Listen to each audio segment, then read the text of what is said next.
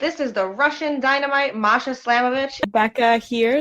This is not America's Sweetheart, Davian. And It's Billy Starks. And the super fly guy, Trayvon Jordan. This is the fly side flyer, Jalen Brandon. Hardcore Princess, Jules Malone. Hi there, this is the Bubblegum Princess, Alexia Nicole. This is the Brazilian Wonder Woman, Christy Jane. This is the baddest black belt, Chennai Kai. This is Kid Bandit. The smash hit Joel Bateman. This is Robin Renegade. Cody Hawk. Brutal Bob Evans. And you are listening to Wrestling with Entertainment, one of my favorite podcasts in the whole wide world. Yo, this is Badd Bati, and you're listening to Wrestling with Entertainment. Wrestling with Entertainment, the only audio experience on the web today, the trusted choice for interviewing all your favorite wrestlers every Tuesday and Wednesday on YouTube and Castbox, sponsored by Rogue Energy and Player One Coffee. I'm, of course, your host, James J., and it's a great day for wrestling, because we are wrestling with Badd Bati! How are you today? Yeah, you know it, sir. Good, very good. Hearing from you, being on the podcast. This is my first English podcast. I've done many Arabic ones. And it's an honor and a pleasure to be here. The honor and privilege is all ours. And can you tell us where Badd is being bad next event-wise? Yeah, it's next event is this Saturday in Dubai, DXP Underground. We're doing a show, trying to get back into the tag team championship ranks with my partner Thomas the Hatchet Ramsey. We're trying once again to go for the tag team titles this Saturday, DXP Underground in Dubai.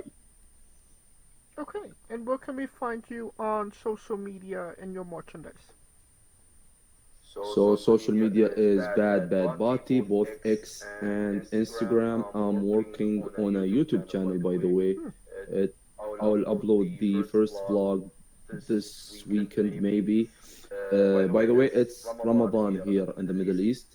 And for non-Muslim listeners, Ramadan is the month that we fast from sunrise till sunset, and it's a religious thing, by the way. So we fast, we break our fast at sunset, and it's a full month of traditional and family-oriented experience.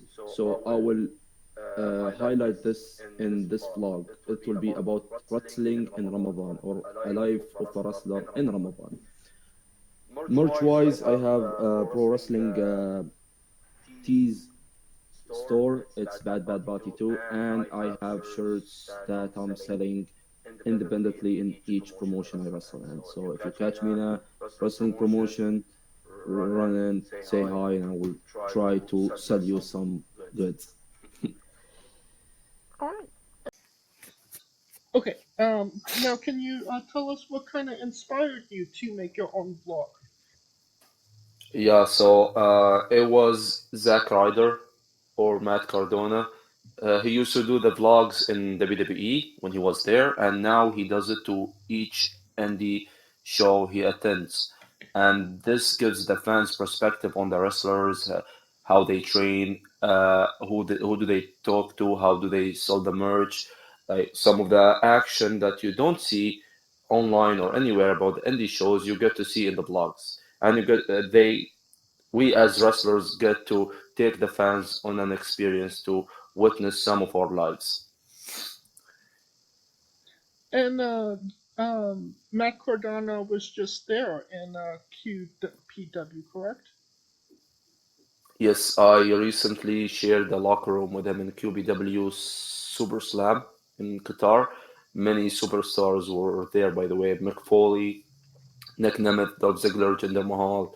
Miro made his comeback, Mustafa Ali. Many of the stars were there. Suzuki, by the way. Ooh. Jushin Thunder Liger. Was you able to have conversations with these individuals? Yeah, for sure, of course. Sharing a locker room with any of the veterans or any old timer or any superstar who wrestled in the WWE or any major promotion is a must. You have to take anything or any advice, you have to listen carefully to everything they say. So for someone like me who tries to study this business, of course, everything mattered when I was there. I can imagine. I mean, it's not every day that many, former WWE stars or come to that side of the planet. Yeah, but now the scene here is thriving. We have many promotions in the Middle East. Like we have my main promotion is DXP in Dubai, Mhm. and we have one in Saudi, SPW, who recently had some guys like Marty Skrull or Austin Aries wrestling over there. And the QBW is the one in Qatar. We have KBW in Bahrain too. So we have a thriving scene. It's forming itself now since the last 2 years now, and I'm trying to be in all of these promotions. Well, let's talk about your two names. Let's can you tell us about your relationship with WrestleFest DXB and QPW? Hmm. So I trained in both DXP and QBW. Both got like nice environment. Everyone is helpful. Everyone tries to be on the same page and hand. Everyone gives a helping hand in these promotions, and the environment backstage is very healthy and helpful. About DXP, we had shows since I think 2021, something like that. But I've recently joined the promotions in the last couple of shows only since I think October. So I've been training, but not wrestling in the WrestleFest DXP promotion. But in Qatar is different. Qatar they have basically two kind of shows. So they have the big shows, which are the QBW ones, but the academy shows is the one that they showcase the academy wrestlers. And so I've been in both, and both got different stories, different storylines, different venues, different vibes to them. So I like being in Dubai because it's closer, but the QBW environment is very cool too. So and I like them both. What would you say is the biggest difference between wrestling for WrestleFest compared to QPW? So QBW crowd is got many like it's it's more local Arabic Muslim crowd, and the DXP is more of a touristy kind of crowd. So you'll have people from different nations in DXP, but it will be more like a Western indie in the like something you could see in the UK, for example. But QBW got authentic Arabic crowd vibe, and it's different here and there. By the way, I went to Saudi too as well, and the Saudi crowd is got way too many kids in the crowd, and they're more responsive. They cheer anything, literally anything. If you give a simple punch, they could go insane for it. By the way, so even the Saudi crowd got a different vibe and feel. So it seems like even though everything is very close together, it's still a very vast different cultures when it comes to pro wrestling. Would you Yeah, say? by the way, each one is in a different country. They're not closed. Maybe you guys see them as a same region, but for me to travel from one to another, I have to cross maybe one border, sometimes two. So depending on what you see. Oh, okay, I understand. Hmm. Uh, but it's interesting you have, you're getting so many different reactions. Do you like seeing the different reactions from the different crowds and adapting to that? Yeah, of course. So the DXP crowd we got in Dubai,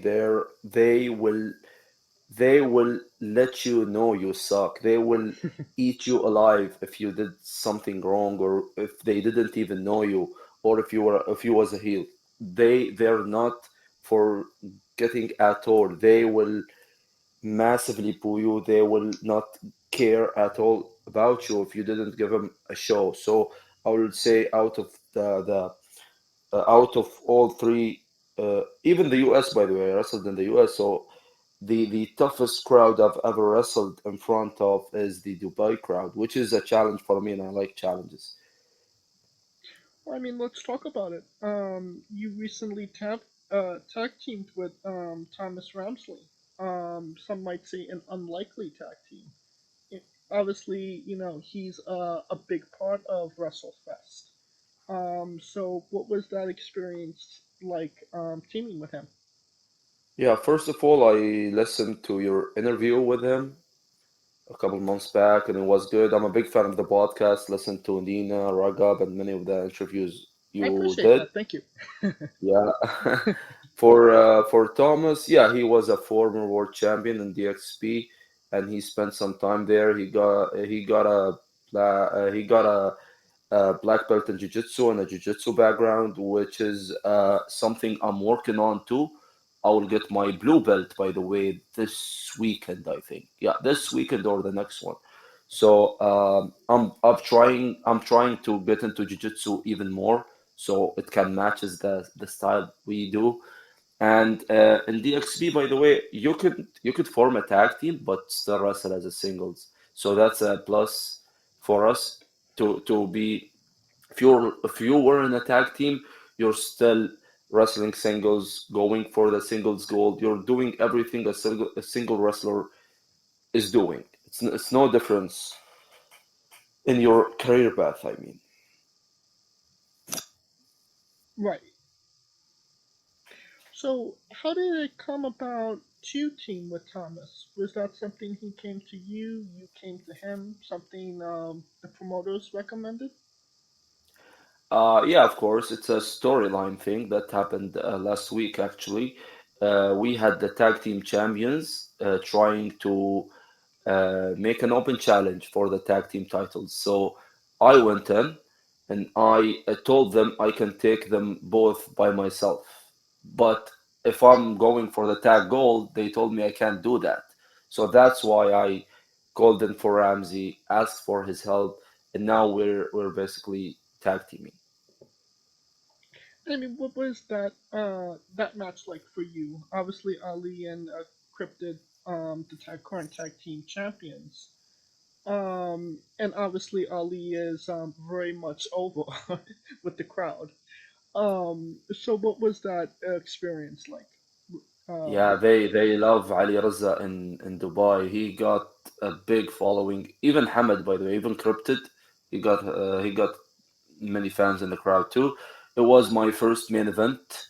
We tried different stuff. We tried some things that I didn't uh, experience before. So I've never went to the ring and had a 15, 16, 18 minute match. I always if I wasn't an opener, I was second, third match, and that's it, or even dark matches. So that was my first main event, first title match. It felt like um, it felt like a boost to me. It felt like a push. It felt like I'm going somewhere. My bat is going up. So that's why I liked it. It was a real challenge.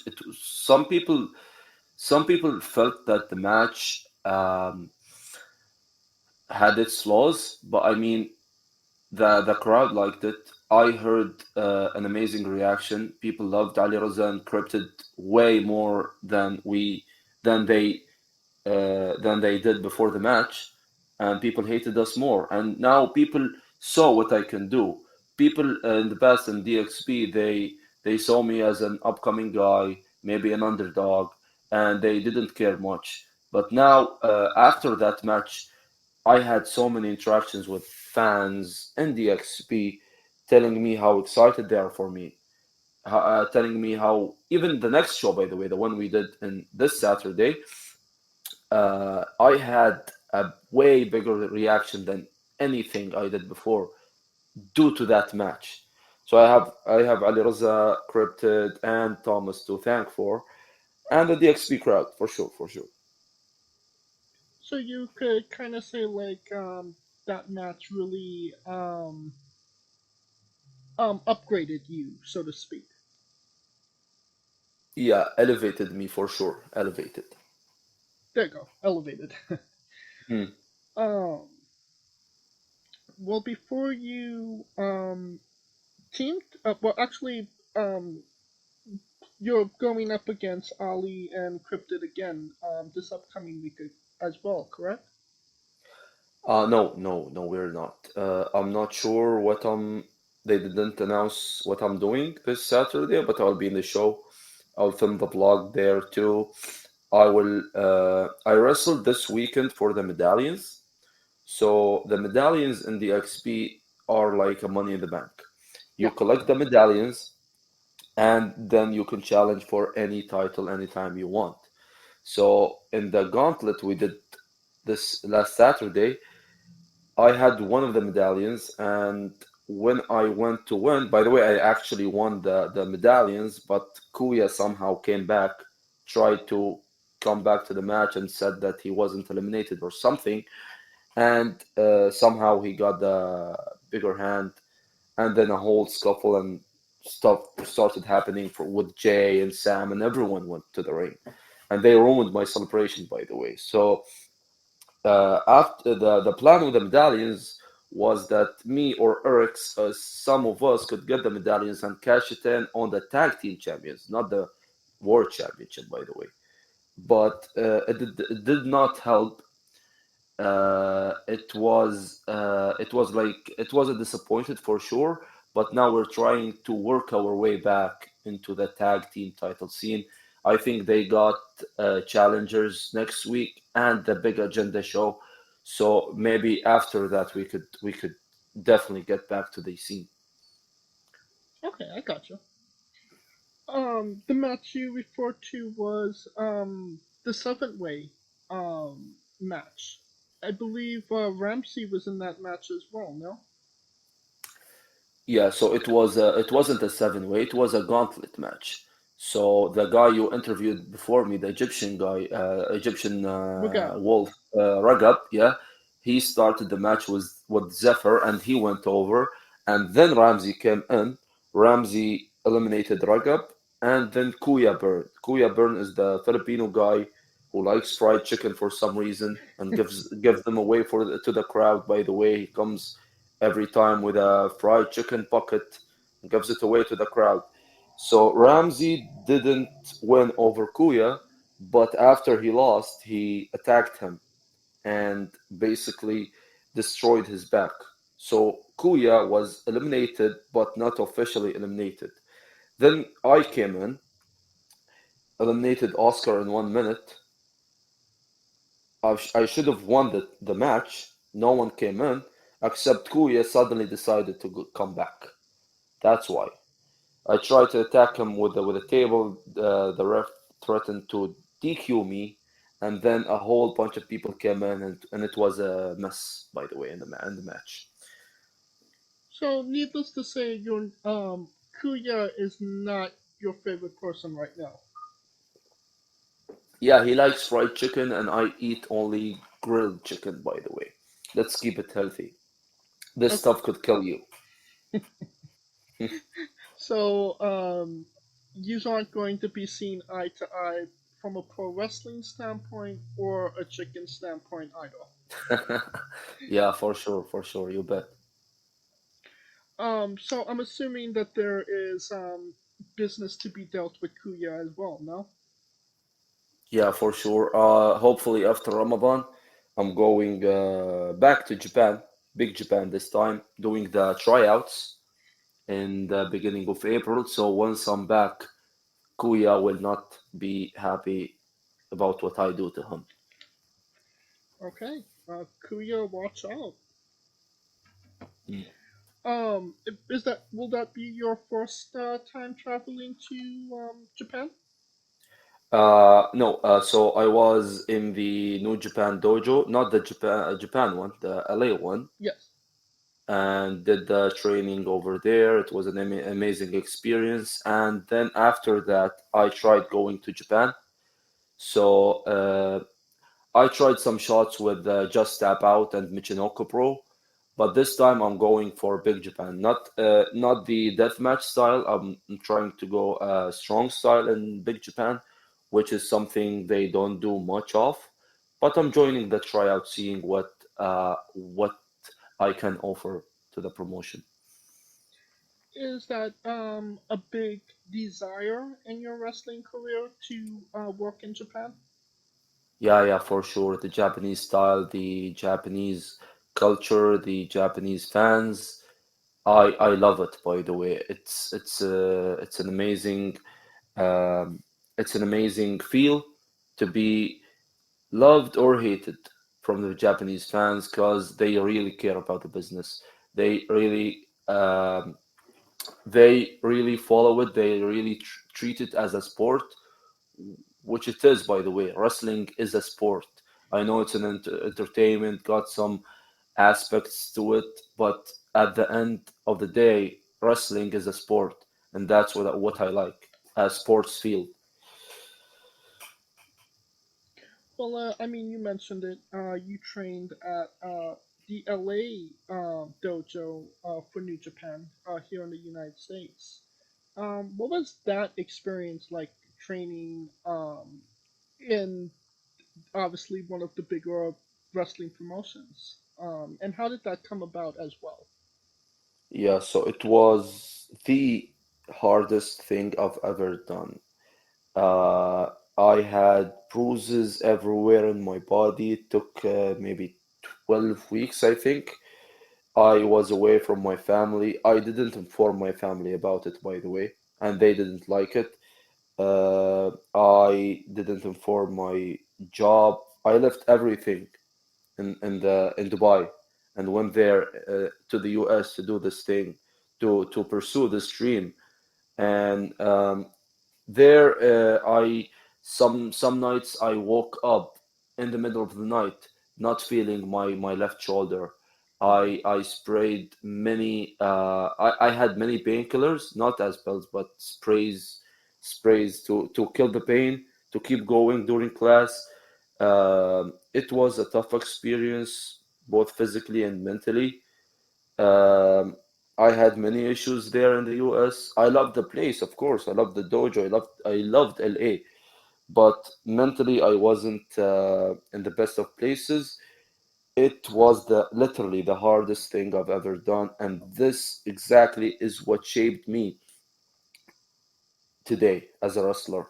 I wasn't even supposed to be in the show, the showcase show, by the way. I was from the beginners class. They had two classes, beginners and advanced. And maybe in week 3 or week 4, they asked me to join the advanced class. So I was the only guy training in beginners and advanced at the same time, which was insane, by the way. And they saw this dedication. They saw me arriving uh, early every time, leaving late every single time. And at the day of the show, I didn't know I was supposed to wrestle advanced guys. By the way, they didn't get the honor. It was something I will forever be thankful for, be be proud of. It's something I genuinely done with pure hard work, with pure dedication to this craft. I mean, you mentioned, how hard it was going to the dojo. I know one of your trainers of DXB, Shaheen, was also a part of the LA dojo. Um, did he kind of clue you in what to expect? Did you know kind of some of the basics of what you were going to do in going to the dojo before you entered the dojo? No, no, not at all. Shaheen didn't know even I was going there until I was a week from traveling there. I went there and informed him. I applied for the dojo camp and I'm going and I'll do this and that. I informed him literally a couple of days before I go there. So he told me it will be hard. He told me it's just a wrestling school, but not like the ones you're used to. So I had some training here and there, but nothing like the dojo. So it was physically demanding, cardio wise, wrestling wise, pumping wise, striking wise, everything. So I went there not expecting anything but a tough time, which I got doubles the amount of what I expected, by the way. And I mean, you mentioned, going from, beginners class to advanced class and, getting to wrestle the more advanced guys. What did that mean to you? And what did that kind of tell you about where you are in your wrestling journey? Yeah, so this basically showed me that the harder you work, you could get somewhere. Uh, the schedule there didn't allow you to, by the way, upgrade yourself from a class to another, but I did it. I showed them each time I was there that um I'm addicted to this craft. I'll do anything for this. So this is why they asked me to come. And whenever I went to advanced, I listened. I've shut my mouth. I arrived early, left late, cleaned up, did everything right to be allowed there every time. And day by day, they saw the dedication, they saw the drive, they saw everything, and they gave me the spot in the show. And let's talk about that show, the student showcase. You wrestled Alan Breeze. What was that experience like? Alan is a pro. He's amazing. He carried me through most of the training days, and it was a pleasure wrestling him. He made me look good. He was good. He's a good dude, good wrestler, good character. And I do have to ask, obviously you are from, Dubai. What was the experience like being in America, California? Yeah, so that was the second time I was there, not the first one. I went to many states, by the way. I went to Seattle, Okay. I went to New York, Chicago, St. Louis, Texas. So I've been there in the US for a couple of times before that. So it wasn't something new to me, but going there to wrestle, to train, it was a first. So it got me into the wrestling scene, the California wrestling scene. I worked at West Coast Pro Wrestling, not as a talent, by the way, to help backstage. I went to the Marvelous tryouts in San Francisco. I worked in Dream Slam. I worked in a couple of the indies in California. So that gave me an idea or a perspective about the US indie scene and how to deal with it and how to go from the indie independence into the bigger promotions. I I developed the idea of what the bigger promotions want from wrestlers and which wrestlers get stuck in the indies their whole careers and which wrestlers get elevated to the bigger promotion. Because if you go to the indie shows, you'll find some wrestlers who were wrestling for 20, maybe 30 years, who never made it big. And you could see why, by the way. You could see why. Because they lacked something. And it was obvious, by the way. And the ones who made it, you could see even why they made it. Why do they have what they have and not others who worked way harder, way longer, way bigger and didn't get where they got. So that gave me a bigger perspective about wrestling in general too. Did you like the differences when it came to wrestling in America compared to Dubai? Obviously, Los Angeles is more lucha centered when it comes to pro wrestling. Yeah, so the lucha style is, I'm not a big fan of lucha wrestling. I appreciate it. I know it has certain fans and certain positives in it, but me personally, I don't like it. I like wrestling old school or even strong style.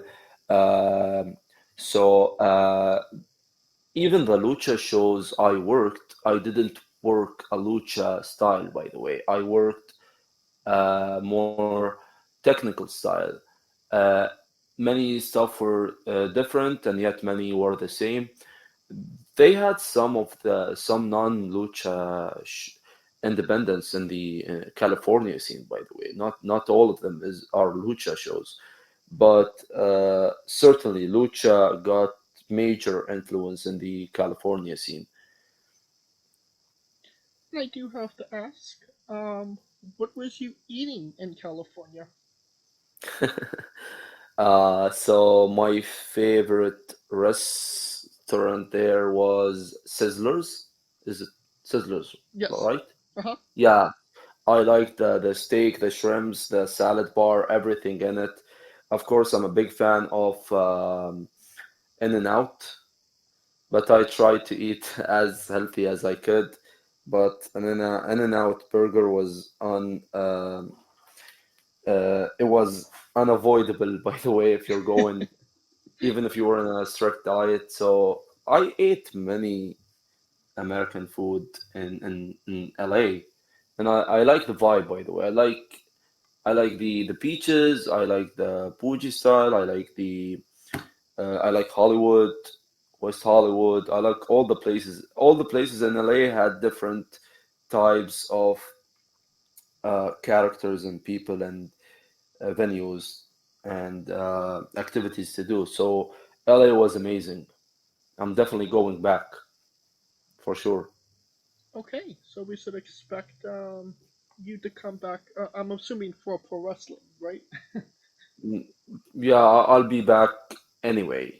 Are you from California, by the way? Yes, I am. Los Angeles. Oh, nice, nice, nice. Where are you based at exactly in LA? I'm in Los Angeles. Hmm, good, So nice. yeah, I'm let's needless to say, I'm familiar with this with the area. I do find it interesting.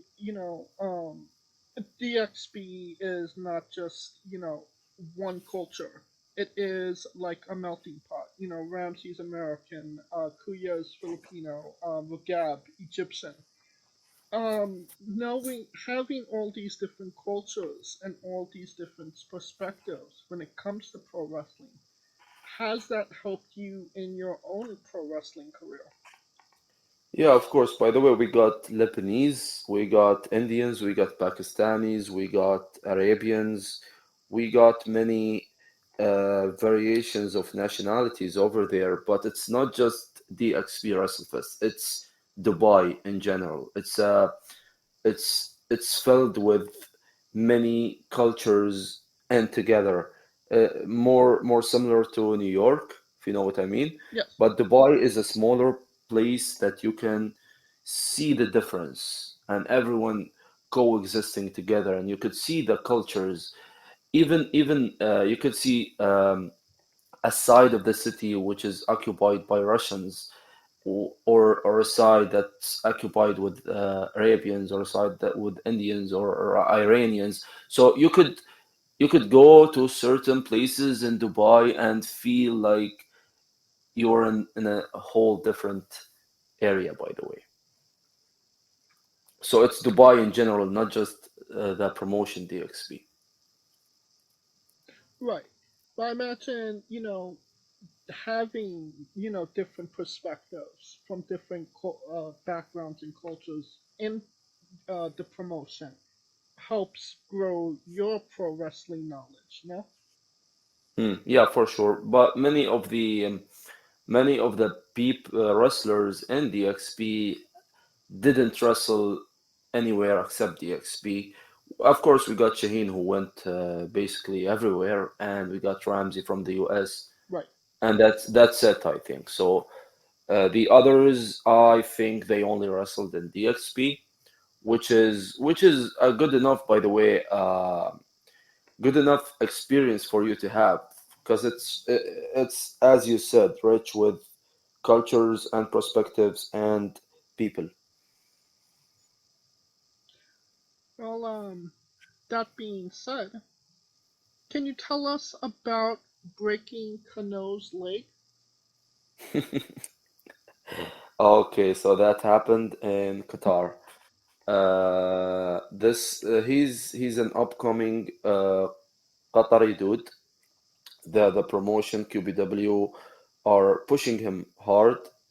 He was going to be a big name in the promotion until they booked me against him.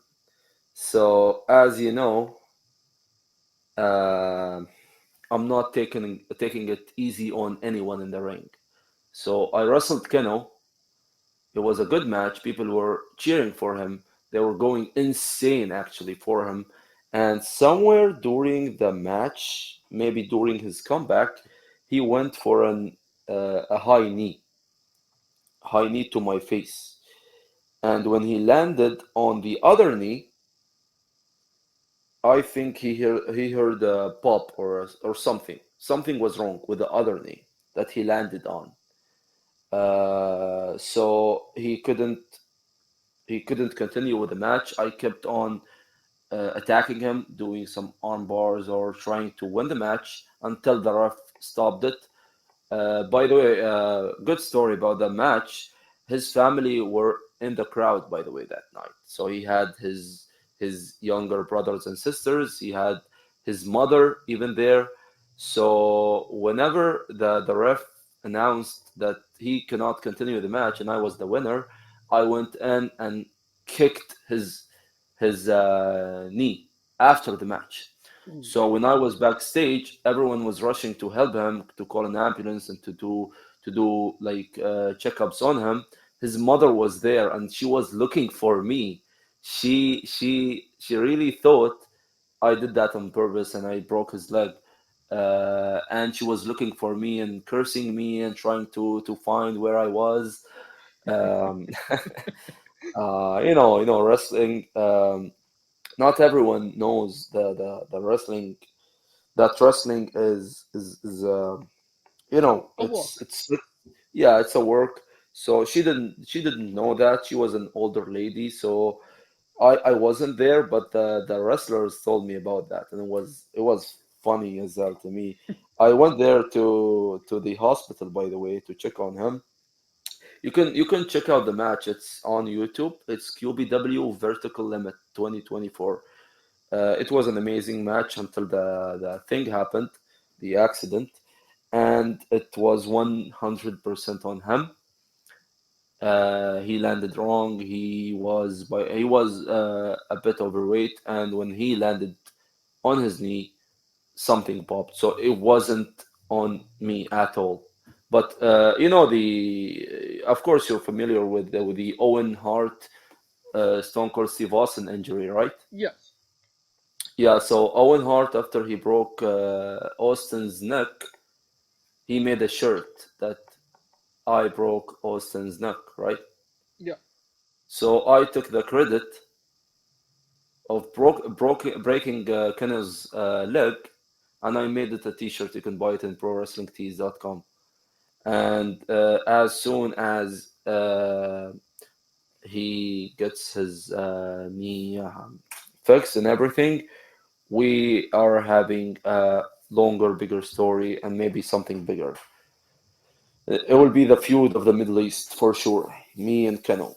I may end up breaking his other knee, by the way. And I mean that even go the T-shirt that even goes further back than that. I believe I want to say that it was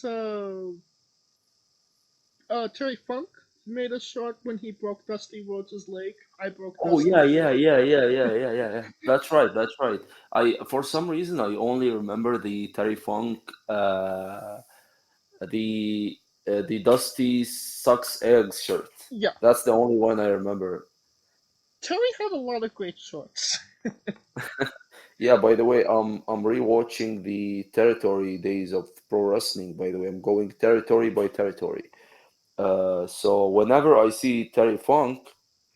And even Dory, by the way. Dory isn't very charismatic as Terry is, but he's his own sadistic mind in the ring. So whenever I see Terry, it's a big, major difference than any other territory wrestler. By the way, he's really good. He's really different, and I really want to take the style, adopt it someday maybe, and try it in the ring. Terry Funk had a lot of aura around him, For for sure, for sure. especially for that time.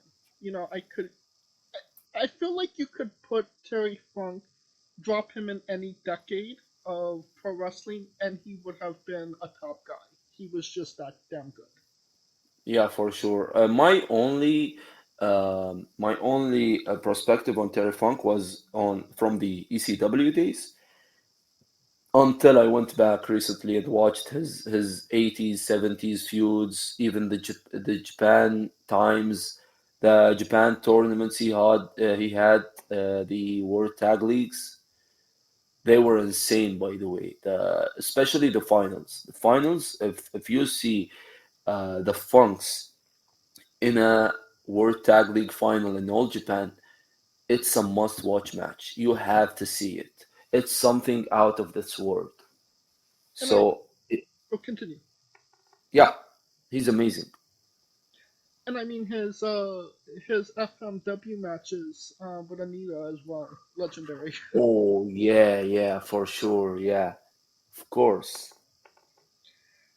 Um, but like you said, you broke Keno's leg. The T-shirt is on Pro Wrestling Tees as we speak. And by the way, there's a documentary coming out about this incident and about Keno specifically. It's about his recovery, his way back into the wrestling business, and I'm a big part of that documentary, by the way. I'm honestly, I'm just curious to see what his mom has to say about you in that. She told him to stop wrestling, by the way. They don't want him to wrestle at all. I mean, the way that she was reacting, it kind of seemed like she was ready to get in the ring and wrestle you. Yeah, maybe she wanted. Maybe I'm lucky I wasn't there. Right.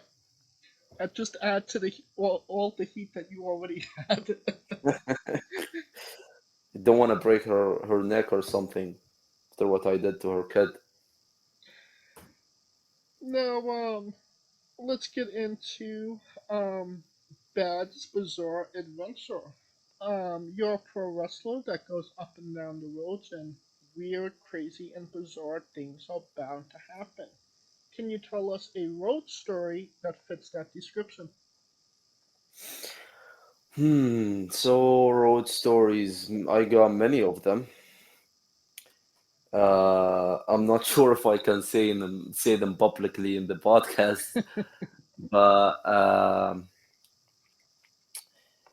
oh, so I'll try to give you something recent. Okay. So in the recent QBW's Super Slam show, they had a ladder match, the King of the Ladders. It was the main event of the first night of the show. The show was 2 nights, by the way. So Shaheen won the ladder match, and there was a spot in the ladders match that Psycho is a wrestler from QBW, by the way, local talent. He ended up falling from the top of the ladder in the ring to the floor on his head, by the way. It looked dangerous. You could see it in Fight TV or Thriller TV now. So that spot, bro, he fell from way up and he broke a ladder, by the way. So after the match, I had a pickup truck, by the way. So Shaheen and the guys, Shaheen and Cryptid asked me to take the ladder, to take it back home as a memorabilia thing. Okay, it was broken, by the way.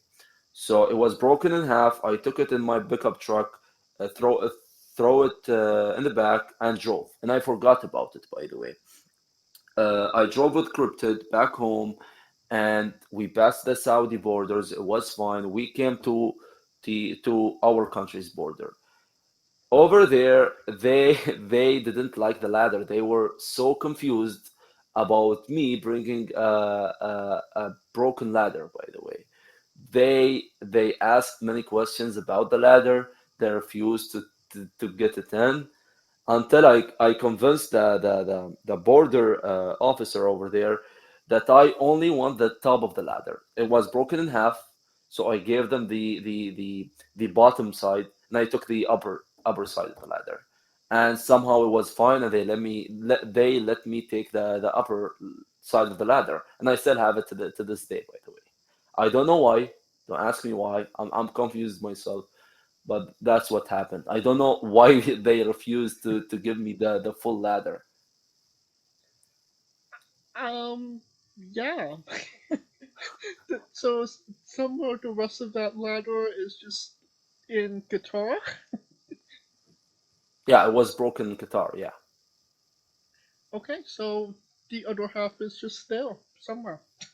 yeah. You could go look for it. I mean, at least you got the top half. Yeah, at least I got it. Alright.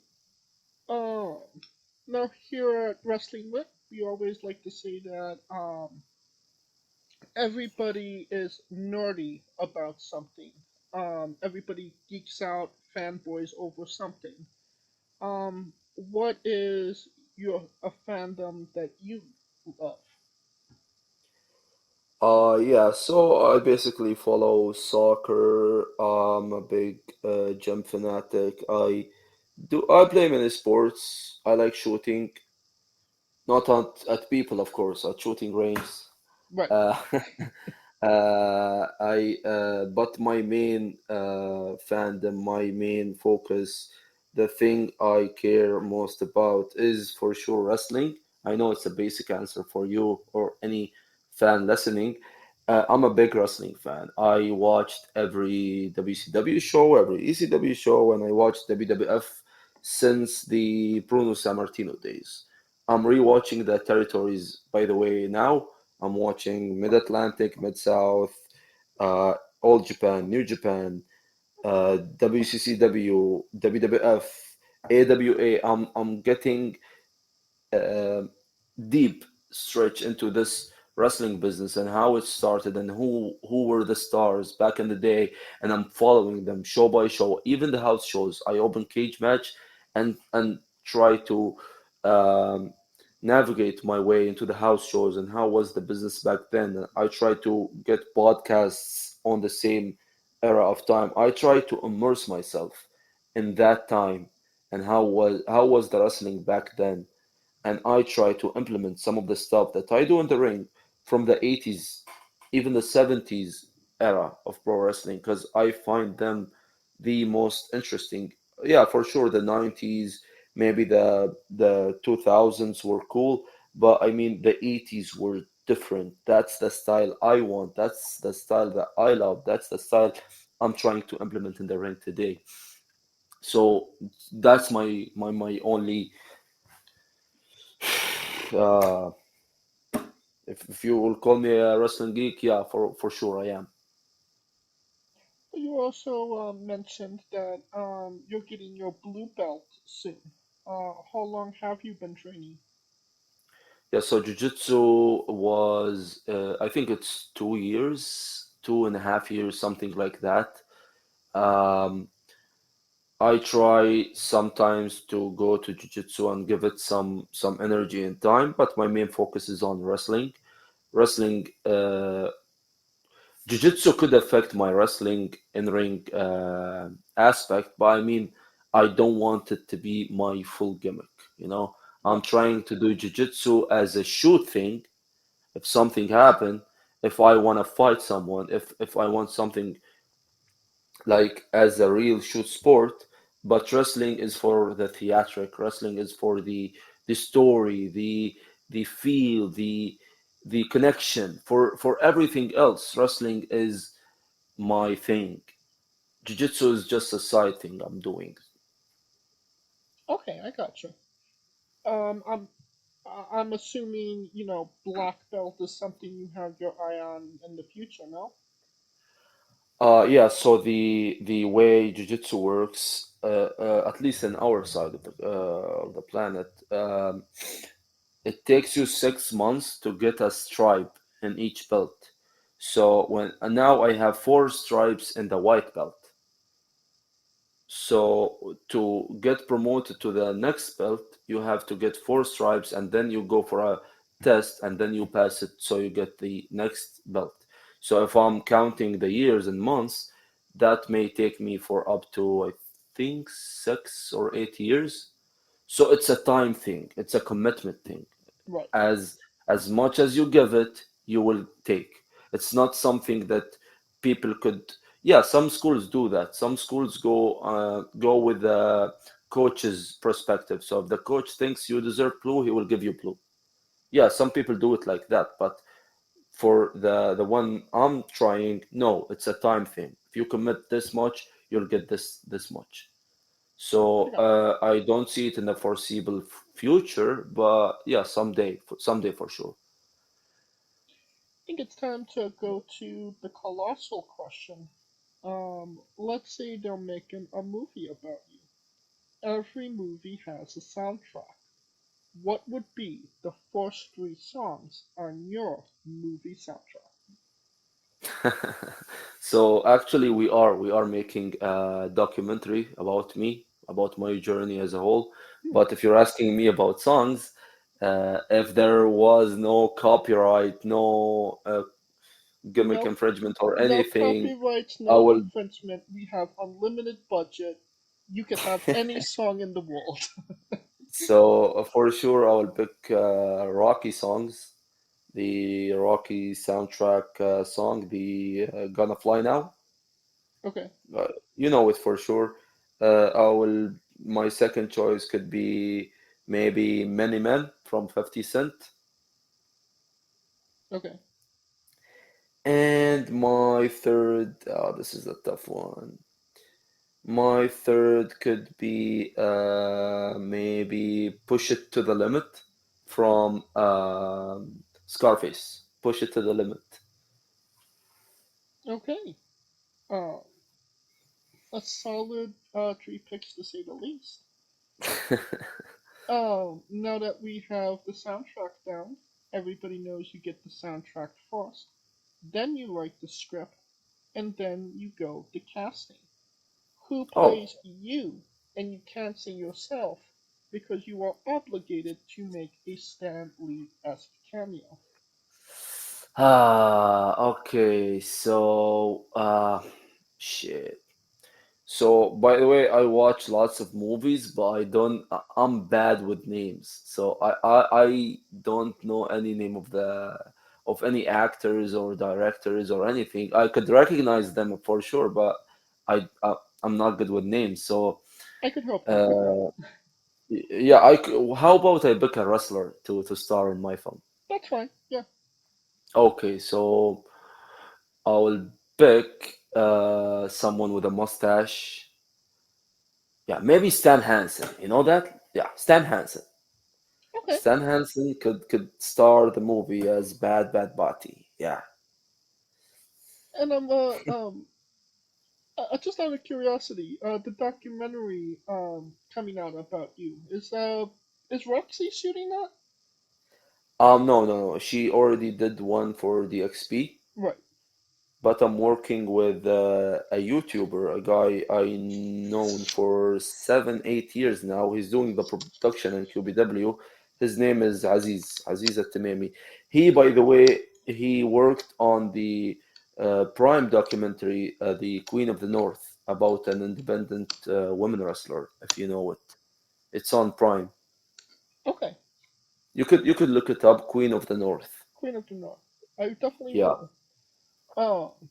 I feel like Roxy would be at the head of directing this movie that we're making.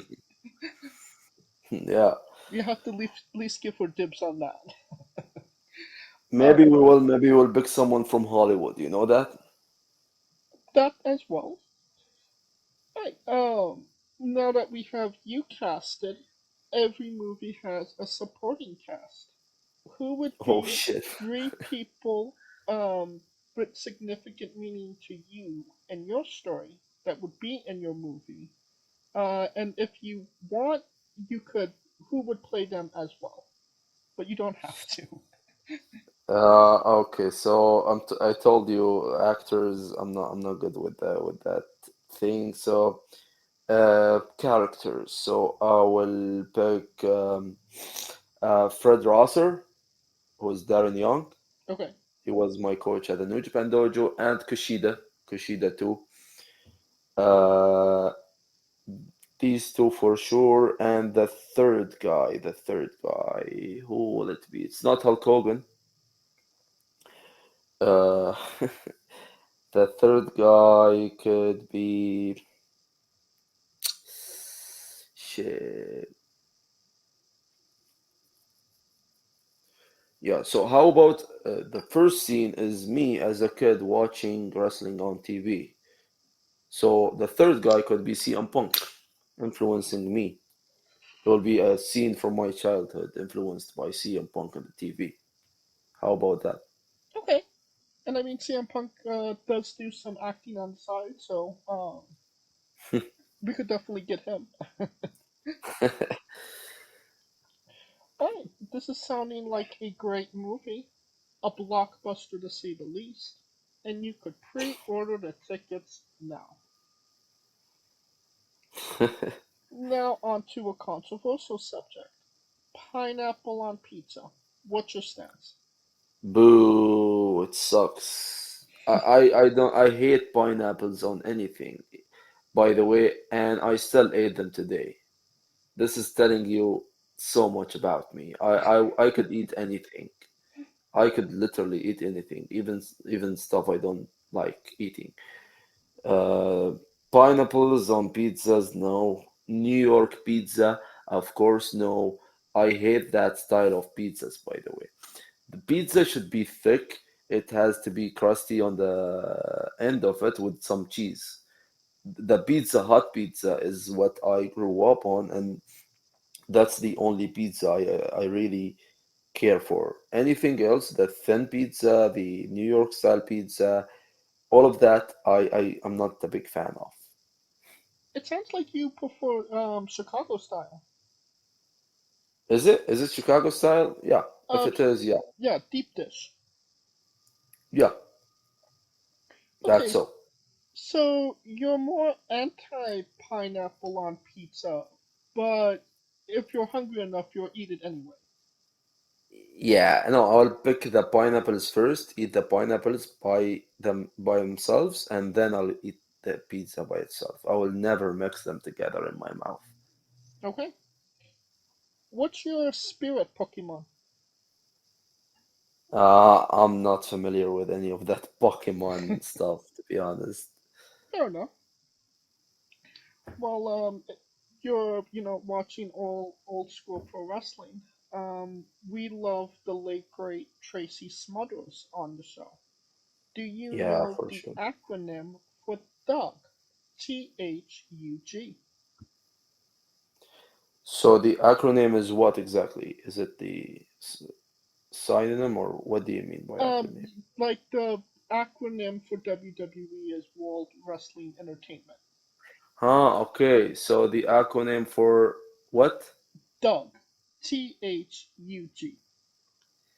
THUG. It's Thug. Yeah, I know that. I know that. I know that story. Wait, give me a minute. It's. Oh shit. Oh, I forgot. I forgot. I know something good is behind it. So it's Thug. Can you give me a hint or something? Would you like me to spell it out for you? Yeah, spell what for me? The thug? Yes, give you the acronym. No, no, no. Just give. Yeah, okay. So give me the beginning of it, and I'll try to give you the rest. T is for terrible, and H is for hell.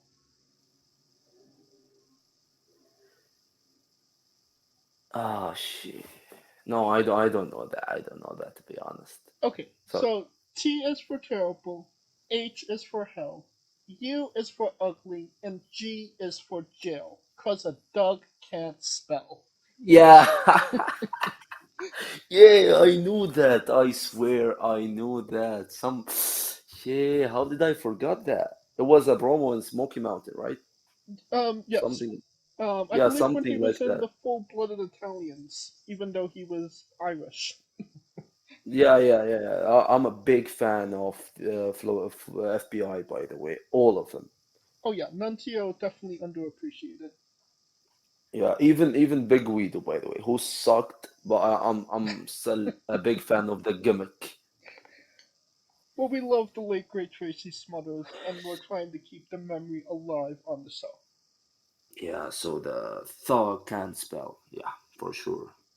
Weirdest question you'll be asked on a wrestling interview, hopefully. Would you ever consider wrestling a rock? Not Dwayne Johnson, an actual physical rock.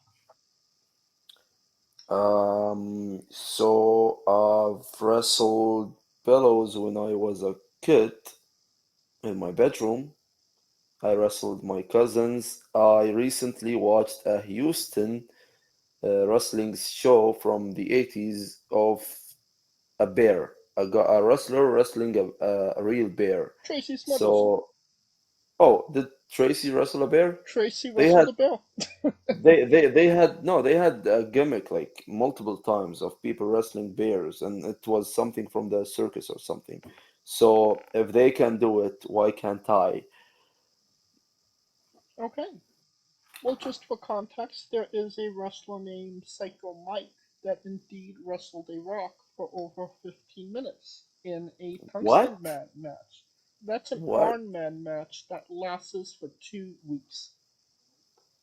Oh, I hate, by the way, people in the ring, DDT stuff, wrestling dolls and wrestling children and wrestling the Invisible Man and this stuff. I think this stuff, like, I know it's funny. I know it has a certain vibe and a feel to it, and some people like it, but in general, it makes fun of pro wrestling, and I don't think pro wrestling should be making fun of, especially not from people who love it. Let's leave that to the haters out there. Fair enough. I mean, it was during the pandemic where you couldn't necessarily wrestle human beings, so you're trying to get content out there as well. Yeah, yeah, fair enough, fair enough. Um, on a more serious note, where do you see yourself in 5 years? I hopefully will be in a big promotion, New Japan, or doing some Japanese tours. Hopefully a big um upgrade or a big um how can I say it? Hopefully the scene here, the Arab scene in wrestling, could get way bigger and we could get TV deals and be on TV and do many partnerships with anyone in the wrestling world, or even something like Impact, WWE for example, AEW, any big promotion hopefully, and it will be less than 5 years. Okay. And if people wanted to see one of your matches, which one would you recommend that best shows off you as a pro wrestler? It was the most recent one. It was me in the gauntlet, but if you want a one-on-one match, that could be the agenda show, the DXP WrestleFest agenda show. It was Me against Oscar, it was a big venue, big arena, big vibe, big crowd, and it was amazing. For story purposes, I will give them maybe the Keno's match. So yeah, you could watch some here and there for any purpose you'd like. You mentioned the Keno matches on YouTube. Are the other two matches you mentioned on YouTube as well? So the WrestleFest DXB, I think they stopped uploading shows for the foreseeable future now. But I think whenever they upload them, they will I will certainly publish them as well. And the agenda show is available.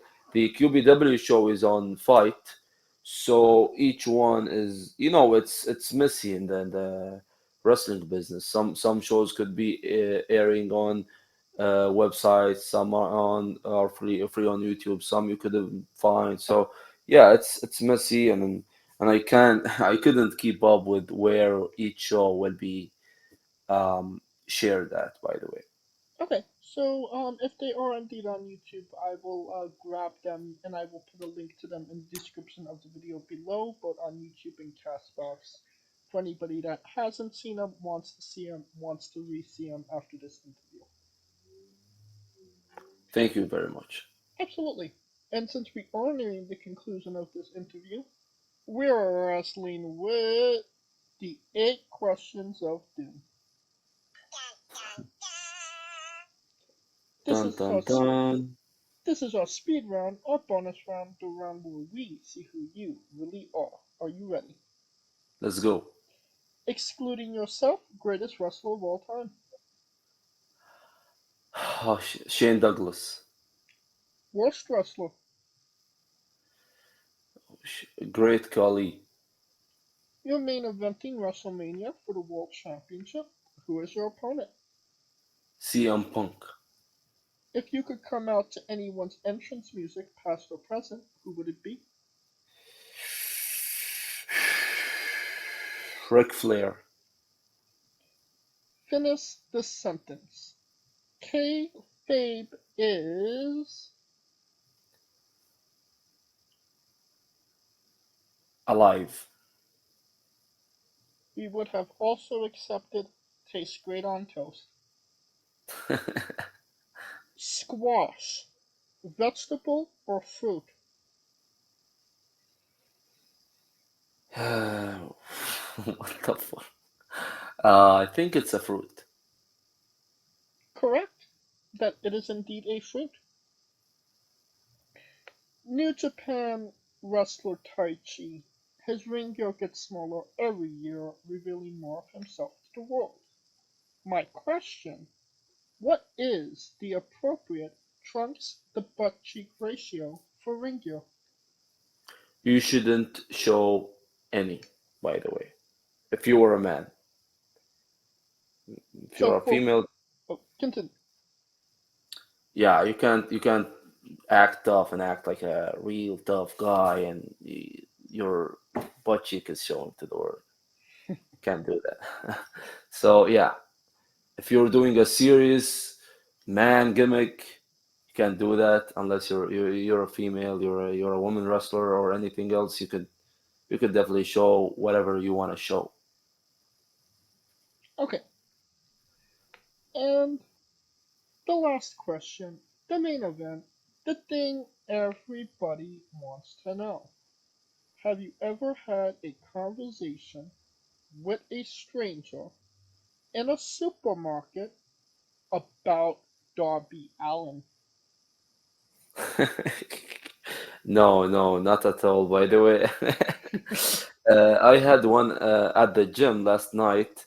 Some of like some teenagers were hanging by the gym, and they complimented my outfit. I was wearing an Undertaker shirt.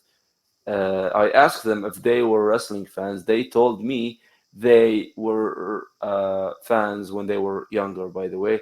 So I told them about the wrestling we do in Dubai, and they were engaged about it. And they asked me to come, And the shocking thing of all, they were shocked to know that I was a pro wrestler myself.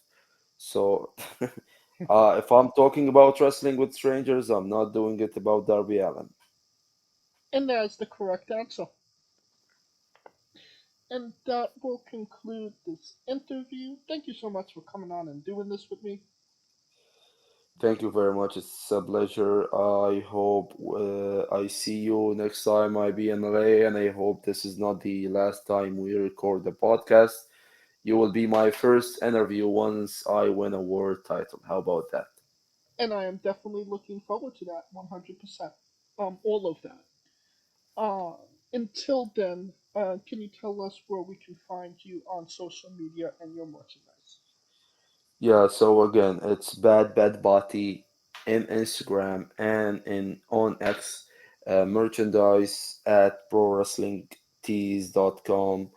You could search for Badd Bati. Alright, and you don't even have to type it into your Google machine. All of the links to all his social media and merchandise will be in the description of the video below, but on YouTube and Castbox, simply click the link. A new tab will appear on whatever device you are on. You have no excuse. Buy a damn shark. Of course, thank you for listening. If you like what we're doing, please like, subscribe, comment, both on YouTube and Castbox. This was sponsored by Rogue Energy and Player One Coffee. Join us next Tuesday and Wednesday for new incredible interviews, and follow the show at Wrestling with E, both on X, Red, and Instagram for information on who we're interviewing, when we're interviewing them, links to those interviews, and so much more. Follow me personally at JamesJ993.